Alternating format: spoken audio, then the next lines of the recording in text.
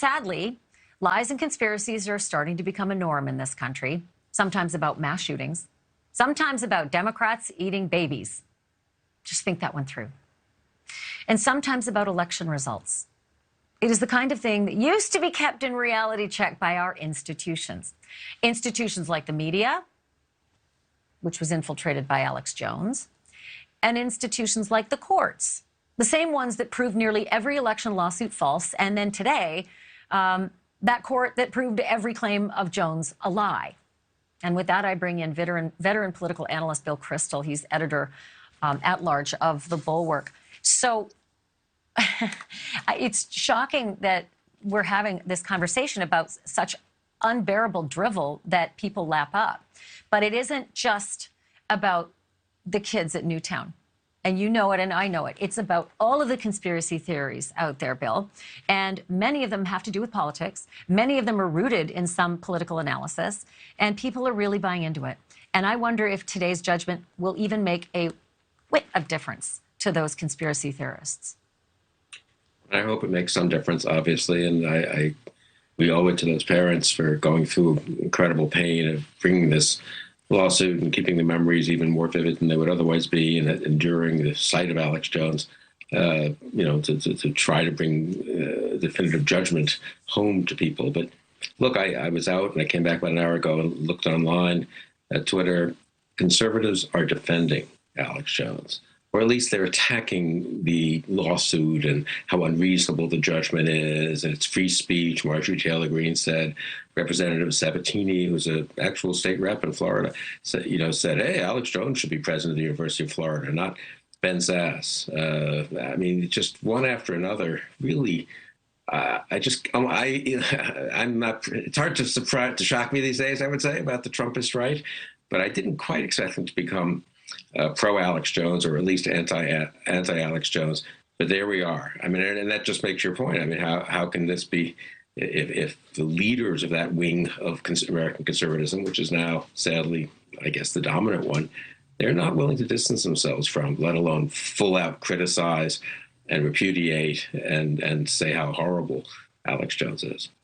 Well, let's chew on that for a second, because I don't know, maybe I'm Pollyanna, but I really want to believe that, of the 60% of the moderates in this country, I don't think they feel one iota of sympathy towards that man. I don't think they believe in his free speech to hurt people, because that's what we have defamation laws for, right? I think the people you just quoted, and people of their ilk, and Alex Jones's lemmings, I don't think they speak for a very big part of this country. So I want to actually feel a lot better about how puny those people are. I say it's growing, it is. But let's be real about the comparison. What's your analysis of the actual comparison? No, I think, look, you make a good point, but let's say Tucker Carlson, who has a highly rated cable news show on Fox News, as you know. He's had Alex Jones on many times, very sympathetic to Alex Jones. I don't know if he said anything tonight or will tomorrow night defending Alex Jones, but he certainly hasn't repudiated having this man on as a guest in the midst of and after all the defamation, all the pain and grief and terrible things he's done to these parents. Tucker Carlson, fine with Alex Jones. Donald Trump, fine with Alex Jones, so far as one can tell. Now, that doesn't mean, as you say, that tens of millions of people are pro-Alex Jones. But it does tell me if some Republicans and conservatives don't step up and just unequivocally say, this man is awful, then they're sort of going along with it. You know what I mean? They're not pro-Alex Jones, but they're not really for distinguishing conservatism, republicanism, the Republican Party, from the kind of Alex Jones conspiracy theories, but also, and I think I would stress this even more, Ashleigh, the cruelty.